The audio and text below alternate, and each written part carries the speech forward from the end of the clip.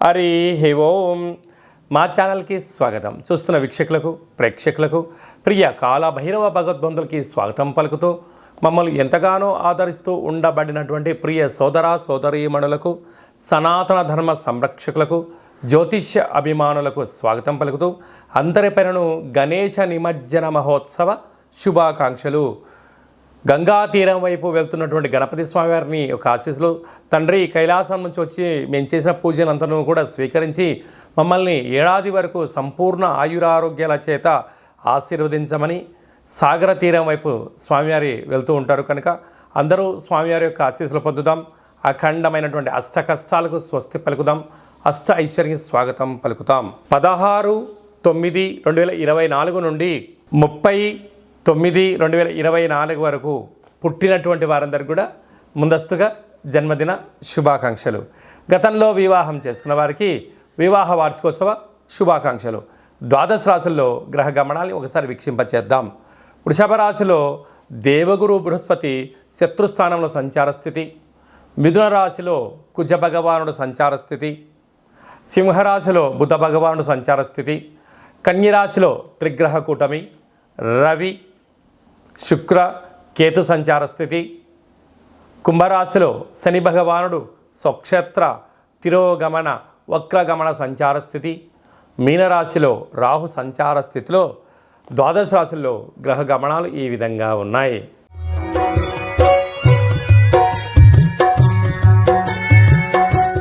సింహరాశి వారు విఘ్నేశ్వర స్వామివారి యొక్క నిమజ్జన మహోత్సవ సందర్భంగా ఎలాంటి విధులను పాటించాలో ఈ వీడియోలో సవివరంగా సంపూర్ణంగా తెలుసుకుందాం.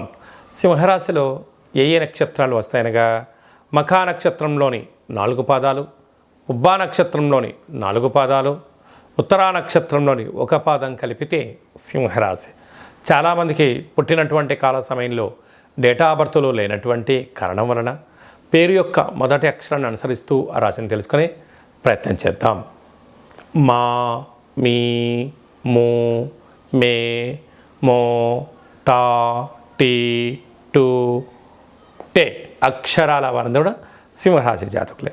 సింహరాశి యొక్క అధిపతి రవి భగవానుడు కనుక ఈ విఘ్నేశ్వర స్వామివారు విడికోల్పు మహోత్సవ సందర్భంగా గోధుమ పిండితో 6 ప్రమిదలను చేసి అందులో పాలను నీటి కన్నా పాలు పోసి కలిపి ఒక్కొక్క దాంట్లో 6 ఒత్తులు పెట్టి లేకపోతే ఒక్కో దాంట్లో ఒక ఒత్తిని పెట్టి గణపతి స్వామివారికి మంగళ నీరాజనలు సమర్పించి గోధుమ పిండితో కూడుకున్న లేకుంటే గోధుమ రవ్వతో కూడుకున్న నైవేద్యాన్ని ఏర్పాటు చేసి భక్తులకు ప్రసాదంగా పంచడం వలన ఆరోగ్య సమస్య, మనశ్శాంతి, రుణ రోగ శత్రుదోషాలు తొలగిపోయి విపరీతమైన ధన ఆకర్షణ సింహరాశి వారు సొంతమయ్యే పరిస్థితి ఉంటుంది.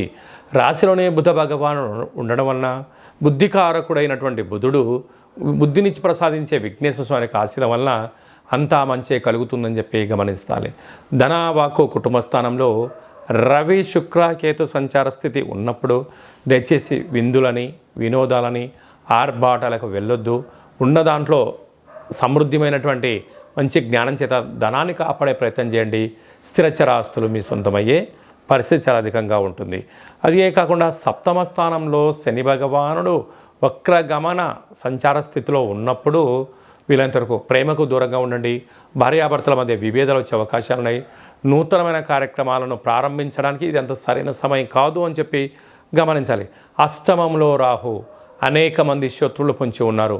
నీ తిండి తిని నీ నీళ్ళే తాగి నీ పక్కనే ఉంటూ నిన్ను వెన్నుపోటు పడవడానికి అనేక మంది సిద్ధంగా ఉన్నారు.